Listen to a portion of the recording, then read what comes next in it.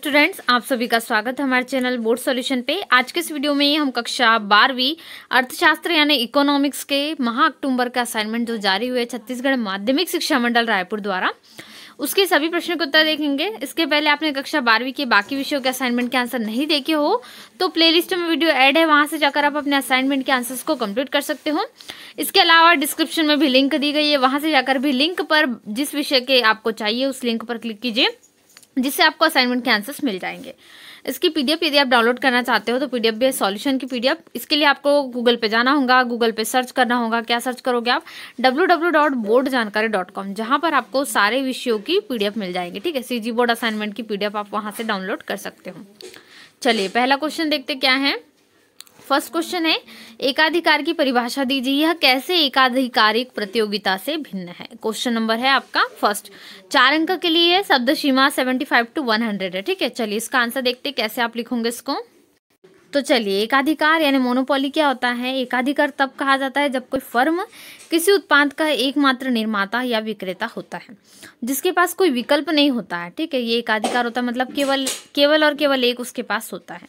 इस परिभाषा में 3 बिंदु ध्यान देने योग्य है। यदि एकाधिकार होना है तो सबसे पहले किसी उत्पाद का एकल निर्माता या विक्रेता होना चाहिए। ठीक है, इतना।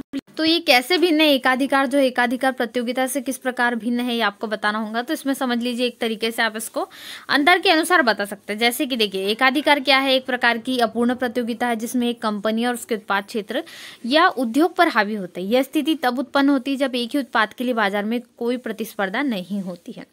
किसी भी प्रतियोगी की अनुपस्थिति के कारण एकाधिकार का एक महत्वपूर्ण बाजार हिस्सेदारी का आनंद लेते हैं। वे उत्पाद की बिक्री को जानकर उत्पाद की कीमत को नियंत्रित कर सकते हैं। प्रवेश के उच्च अवरोध के कारण प्रतियोगी बाजार में प्रवेश करने में क्या होते हैं? असमर्थ होते हैं। संगठन अपने निपटान में संसाधनों के कारण अपनी इच्छा से कीमतों में बदलाव कर सकता है और इस तरह छोटे पैमाने के निर्माताओं से प्रतिस्पर्धा को मार सकता है। एकाधिकार प्रतियोगिता क्या होती है?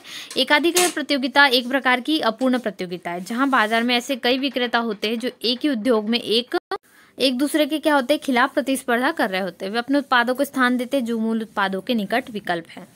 एकाधिकार प्रतियोगिता में प्रवेश और निकास की बाधाएं तुलनात्मक रूप से कम होती हैं। कंपनी अपने उत्पादों और सेवाओं के लिए कीमतों में कटौती की पेशकश करके अपने उत्पादों को अलग करने की कोशिश करती है। ऐसे उद्योगों के कारण hotel, e commerce store, retail store और सैलून है। ठीक है, जैसे इसके उदाहरण है वो।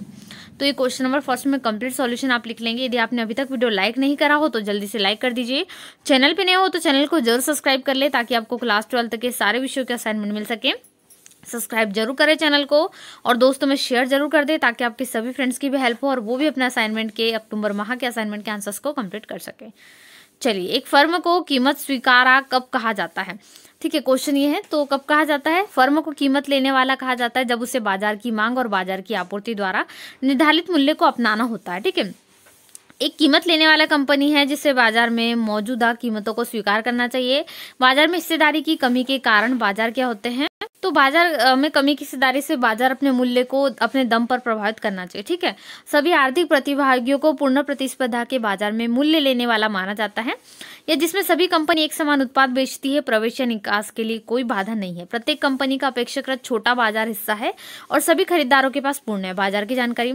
ये वस्तु और सेवाओं के उत्पादकों और उपभोक्ताओं और ऋण और इक्विटी बाजारों में खरीदार और विक्रेताओं के लिए दोनों के लिए सही होती है। मतलब जिसको जो खरीदना है बेचना है उनके लिए करेक्ट होता है। ठीक है, इतना आप लिख देंगे इसमें। इसके अलावा शेयर बाजार में, जैसे यदि बात करें शेयर बाजार की, तो शेयर बाजार में व्यक्तिगत निवेशकों को मूल्य लेने वाला माना जाता है। यानी यहाँ पर पर्सनली जो है वो होता है, जैसे ये आप शेयर वैल्यूज में लगाते हो पैसे वगैरह शेयर मार्केट में, तो ये इसमें व्यक्तिगत रूप से तौर पे रहता है। ठीक है, जबकि बाजार निर्माता कौन होते हैं? वे होते हैं जो एक सुरक्षा में बोली और प्रस्ताव निर्धारित करते हैं। हालांकि मार्केट मेकर होने का मतलब यह नहीं है कि वे अपनी मनचाही कीमत तय कर सकते हैं। बाजार निर्माता एक दूसरे के साथ प्रतिस्पर्धा में है और आपूर्ति और मांग जैसे बाजारों के आर्थिक कानूनों से विवश है। ठीक है, ये क्वेश्चन नंबर 2 पूरा कंप्लीट सॉल्यूशन हो जाएगा। इसके बाद प्रश्न क्रमांक 3 का उत्तर हम देखते हैं।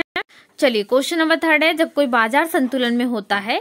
तो क्वेश्चन नंबर 3 आपको क्या है पहले वो देख लेते हैं। ठीक है, चलिए क्वेश्चन नंबर 3 देख लीजिए क्या है। तो क्वेश्चन नंबर 3 है, मांग एवं पूर्ति में परिवर्तन का संतुलन कीमत पर क्या प्रभाव पड़ता है आपको बताना। ठीक है, तो हम 2 पॉइंट्स में इसका वर्णन करेंगे। चलिए शुरुआत करते हैं इसके आंसर्स की।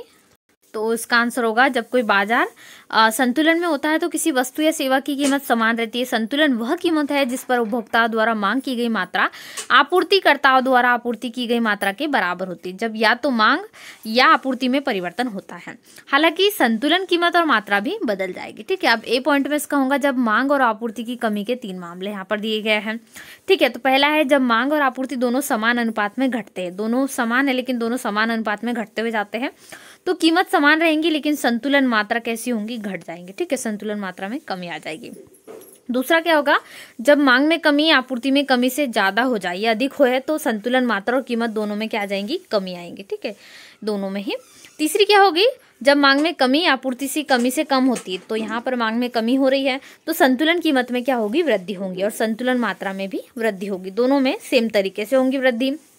बी पॉइंट होगा मांग और आपूर्ति में वृद्धि के यहाँ पर अलग 3 है। जब मांग और आपूर्ति में वृद्धि बराबर होती है तो संतुलित मात्रा में वृद्धि होंगी लेकिन संतुलन कीमत में क्या होगा, कोई बदलाव नजर नहीं आएगा। ठीक है, दूसरा भी इसी प्रकार से है, इसमें संतुलन कीमत में क्या होगा, वृद्धि से अधिक हो जाएगी। ठीक है, तो दूसरा पॉइंट भी नोट कर लीजिए यहाँ पर।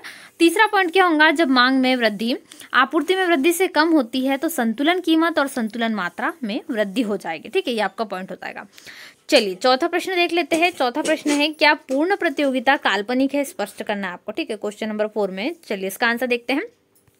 क्वेश्चन नंबर 4 का आंसर देखने से पहले आपने अभी तक वीडियो लाइक नहीं करा हो तो जल्दी से लाइक कर दीजिए। चैनल पे नहीं हो तो चैनल को सब्सक्राइब करना बिल्कुल भी ना भूले, जिससे आपको सीजी बोर्ड के क्लास 12th के जितने भी सभी विषयों के असाइनमेंट आंसर है सभी अपलोड हो चुके अच्छे से मिल सके। इसके अलावा यदि आपने कोई वीडियो छूट गई है या नहीं लिखा है, नहीं देखा है, तो डिस्क्रिप्शन में लिंक है, वहां से जाकर वीडियोस को देख सकते हैं। सभी विषयों को जो विषय के आपके कंप्लीट नहीं उनके, या फिर प्लेलिस्ट में वीडियो ऐड है वहां से जाकर भी देख सकते हैं। इसकी पीडीएफ डाउनलोड करने के लिए आपको सर्च करना होगा गूगल पे boardjankari.com, जहां पर सारे विषयों की पीडीएफ आपको मिल जाएगी और आप आसानी से पीडीएफ को डाउनलोड करके अपने आंसर्स को कंप्लीट कर सकते हो। ठीक है, चलिए पूर्ण प्रतियोगिता बाजार क्या होती है, एक काल्पनिक व्यवस्था है। इसमें बाजार की वह अवस्था होती है जिसमें वस्तु के बहुत अधिक क्रेता और विक्रेता यानी बेचने और खरीदार दोनों होते हैं, जिन्हें बाजार का पूर्ण ज्ञान होता है। पूरे बाजार में समान वस्तु बिक्री के लिए उपलब्ध होती है। इसके साथ ही क्या होता है, उस वस्तु का क्रय विक्रय एक ही कीमत पर होता है एक समय विशेष पर। इस अवस्था में व्यक्तिगत फर्मों और क्रेताओं की मूल्य निर्धारण में कोई भूमिका नहीं होती। इस बाजार अवस्था में यातायात लागतें क्या होती है, शून्य होती है और साधनों में पूर्ण गतिशीलता पाई जाती है। नई फर्मों के प्रवेश तथा पुरानी फर्मों ने बहिर्गमन में कोई रुकावट नहीं होती। ठीक है, इतना आप लिख देंगे इसमें। इसके अलावा यदि इन विशेषताओं पर ध्यान दे तो स्पष्ट हो जाता है कि वास्तविक जीवन में ये स्थितियां देखने को नहीं मिलती। यह स्थिति एक आदर्श स्थिति हो सकती है लेकिन वास्तविक जीवन में इसका पाया जाना असंभव है, यानी इम्पॉसिबल है। इस कारण पूर्ण प्रतियोगिता की स्थिति को एक काल्पनिक स्थिति माना जाता है। इसके अध्ययन का सैद्धांतिक महत्व हो सकता है लेकिन इसका व्यवहारिक महत्व कोई नहीं है। ठीक है, सैद्धांतिक महत्व हो लेकिन व्यवहारिक नहीं है। तो ये क्वेश्चन नंबर का आपका आंसर हो जाएगा। इसके बाद इसमें और लिख सकते हैं आप, पूर्ण प्रतियोगिता के अंतर्गत मूल्य निर्धारण से हमें यह भी जानकारी हो जाती है कि अपूर्ण प्रतियोगिता में क्यों तथा कैसे मूल्य पूर्ण प्रतियोगिता की तुलना में ज्यादा होता है। ठीक है, ये भी इसमें महत्व रखता है। तो ये क्वेश्चन नंबर 4 कंप्लीट आंसर है। इसके बाद हम क्वेश्चन नंबर 5 का आंसर देख लेते हैं। ठीक है, क्वेश्चन नंबर 5 है, अति अल्पकाल के बाजार का मूल्य निर्धारण पर क्या प्रभाव पड़ता है, रेखा चित्र द्वारा समझाइए। चलिए देखते हैं। अल्पकाल से तात्पर्य क्या है, समय की उस अवधि से है जिनमें वस्तु की पूर्ति को उसकी मांगों के अनुसार समायोजित नहीं किया जा सकता है। तो इसमें क्या होता है, बाजार मूल्य का निर्धारण वस्तु की मांग और पूर्ति के अस्थायी संतुलन द्वारा होता है। अल्पकाल में जिस मूल्य पर वस्तुओं का क्रय विक्रय होता है वही क्या कहलाता है, बाजार मूल्य कहलाता है। ठीक है, पूरा कंप्लीट आप इस प्रकार से लिख सकते हैं। इसके बाद आगे इसमें लिख लेंगे, अति अल्पकाल में मूल्य निर्धारण। अति अल्पकाल वह अवधि होती है जिसमें कुल पूर्ति स्थिर रहती है। अति अल्पकाल में समय इतना कम होता है कि उत्पादन की मात्रा में परिवर्तन करना संभव नहीं होता। इस दृष्टि से नाशवान वस्तुओं में अति अल्पकाल या बाजार अवधि प्राय 1 दिन तथा टिकाऊ वस्तुओं की बाजार अवधि कुछ दिन या कुछ सप्ताह समाप्त होती है, कुछ सप्ताह ही होती है केवल। अब इसको चित्र द्वारा भी स्पष्टीकरण हम देख लेते हैं। ठीक है, तो चित्र में स्पष्टीकरण आप यहाँ पर देख सकते हैं। आपको मूल्य निर्धारण दिया गया है अति अल्पकाल के लिए जो टिकाऊ वस्तु उनके बारे में, उनकी कीमत के बारे में यहाँ पर आपको दिख रहा है। जैसे देखिए यहाँ पर रेशो जो बनाया गया है E1 और E2 के बारे में भी, तो ये आप इस प्रकार से मूल्य निर्धारण के लिए चित्र को दर्शा सकते हैं। ठीक है, यहाँ पर एक्स जो है आपके लिए अक्ष पे दिखाया गया है, एक्स और वाई अक्ष के बीच में, तो वो बिंदु है। यहाँ पर Q1 Q2 Q3 भी आपको दिए गए हैं। ठीक है, D1 D2 D3 इस प्रकार से है। इसके अलावा एस भी यहाँ पर, आर भी, और कीमत जो है उसको P से दर्शाया गया। ठीक है। तो इस रेखा पे आप देख सकते हैं, आपको ये चित्र इसमें बना लेना है। तो ये आज का पूरा हमने क्लास 12th का इकोनॉमिक्स का देखा, किस प्रकार से अर्थशास्त्र का सॉल्यूशन सीजी बोर्ड के विद्यार्थियों के लिए था। तो आज हमने असाइनमेंट अक्टूबर माह का देखा। इसके अलावा कक्षा 12वीं के सभी विषयों के असाइनमेंट कंप्लीट हो चुके क्लास 12th के। यदि आपकी कोई वीडियो छूट गई या नहीं देखी है तो डिस्क्रिप्शन में लिंक है, जाकर देख सकते हैं। प्लेलिस्ट में वीडियो है, वहां से भी आप आंसर्स को कंप्लीट कर सकते हैं। ऐसे वीडियोस के लिए चैनल को जरूर सब्सक्राइब कर लीजिए। वीडियो को अभी तक लाइक नहीं करा तो लाइक कर दीजिए, दोस्तों में शेयर करना बिल्कुल भी ना भूलें, जिससे आपके सभी फ्रेंड्स की भी हेल्प हो सके। चलिए मिलते हैं नए वीडियो में, तब तक वीडियो को लाइक करें, चैनल पे सब्सक्राइब करें और दोस्तों में शेयर करें। Thanks for watching.